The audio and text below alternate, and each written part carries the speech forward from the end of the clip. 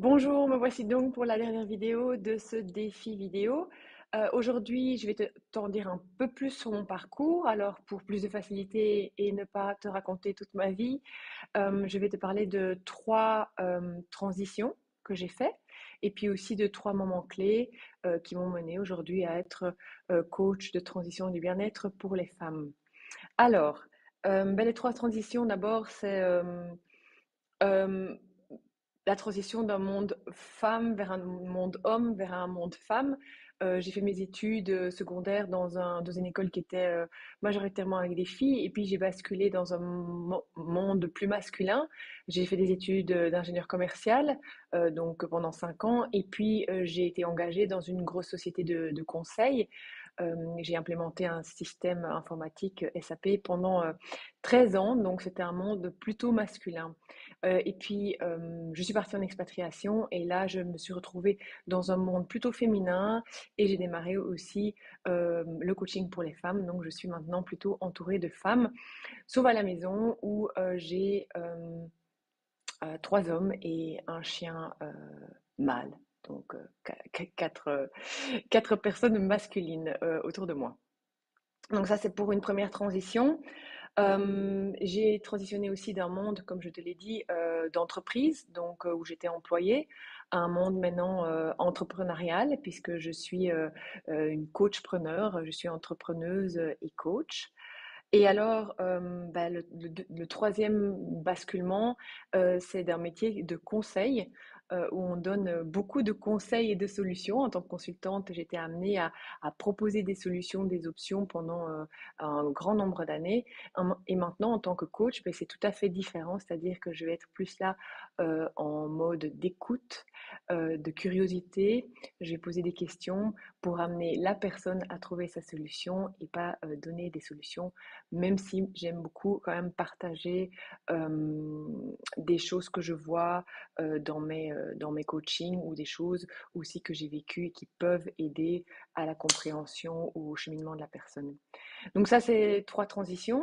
Et alors, trois moments clés, je dirais un premier moment clé, c'est quand je suis devenue maman et que je me suis rendu compte que c'était assez compliqué quand même dans la société dans laquelle on vit, de combiner le rôle de maman, le rôle de professionnelle, euh, de se rendre compte quand son petit va passer tout le mercredi après-midi à la garderie, de décider de prendre un 4/5e et ensuite de sentir que finalement on va être quand même mis sur une voie de garage parce qu'on va pas pouvoir donner 150% au niveau de son travail. Donc c'est très compliqué de combiner tout ça.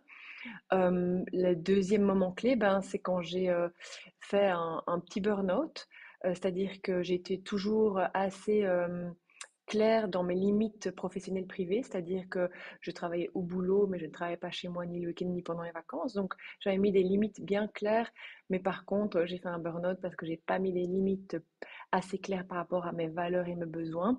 Donc j'étais dans un environnement qui était vraiment très compliqué, très toxique, et là en voulant faire porter le rôle de vraiment de modèle de femme qui réussit avec des enfants, j'ai été à contre-courant, donc j'ai travaillé vraiment contre mes valeurs, j'ai travaillé contre ce que je croyais, sans le savoir évidemment de façon inconsciente, et c'est là que j'ai fait un petit burn-out.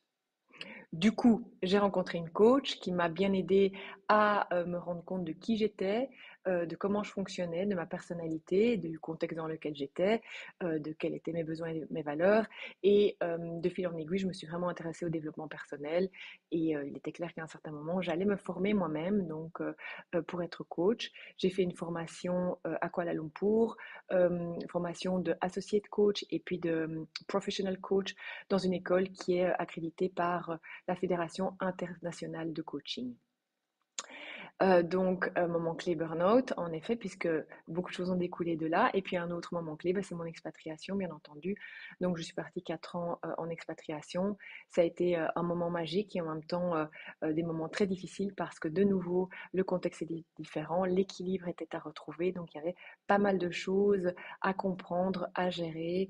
Et ça m'a permis, moi et ma famille aussi, de grandir. Donc voilà un peu sur mon parcours. Alors, comme tu as pu le constater aussi, j'aime bien le bleu. le bleu de l'océan, le bleu du ciel. J'aime beaucoup lire, le yoga, les podcasts, j'en écoute beaucoup. J'aime beaucoup voyager, j'aime la nature aussi. Donc voilà ce que je souhaitais te partager aujourd'hui sur mon parcours et sur moi. N'hésite pas si tu as des questions, si tu es curieuse et que tu veux en savoir plus. Je te souhaite une belle fin de semaine et un très bon week-end et à tout bientôt. Au revoir.